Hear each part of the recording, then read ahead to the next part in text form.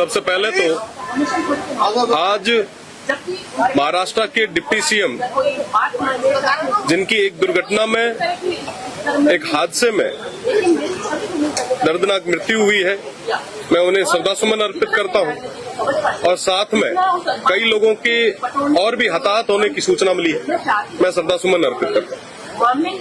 आज गवर्नर साहब का अभिभाषण है, इसमें पिछले साल का ब्यौरा भी होगा, आने वाली रणनीति सरकार की जो दिशा है वो भी प्रदेश के सामने आएगी।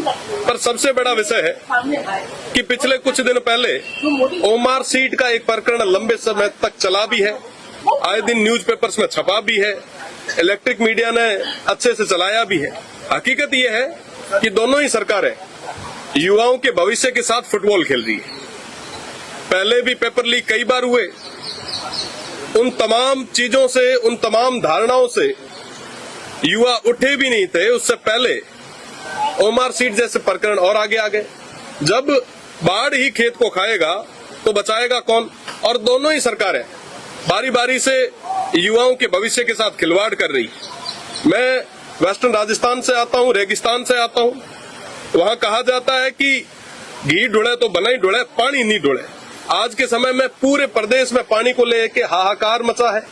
जेजेएम की मैं अगर बात करूं तो जेजेएम में हम 32वें नंबर पे है, हमारा जो स्टेट है वो 32वें नंबर पे है। और उसमें भी अगर मैं स्टेट की बात करूं तो बाड़मेर सबसे आखिरी में। निश्चित रूप से इन तमाम विषयों पे बात होनी चाहिए।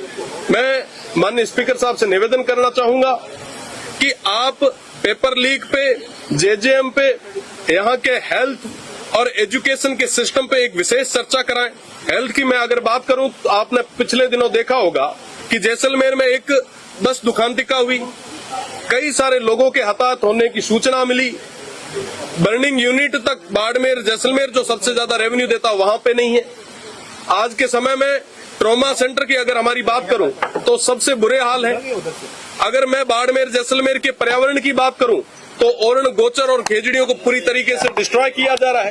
पर अभी तक प्रदेश की सरकार का कोई स्पष्ट रुख अभी तक सामने नहीं आया है। कई हमारे जो युवा साथी हैं वो जैसलमेर से जयपुर तक पद यात्रा कर रहे हैं। आखिर ये जरूरत क्यों पड़ी? दोनों ही सरकारें बारी बारी से कहीं न कहीं युवाओं के साथ में, वंचितों के साथ, शोषितों के साथ अत्याचार कर रही है और अभी तक मुद्दों की बात करने के लिए दोनों तैयार नहीं है। मुझे लगता है कि इस सदन में अगर मुद्दों पे बात होगी तो निश्चित रूप से प्रदेश की जनता को उसका फायदा मिलेगा।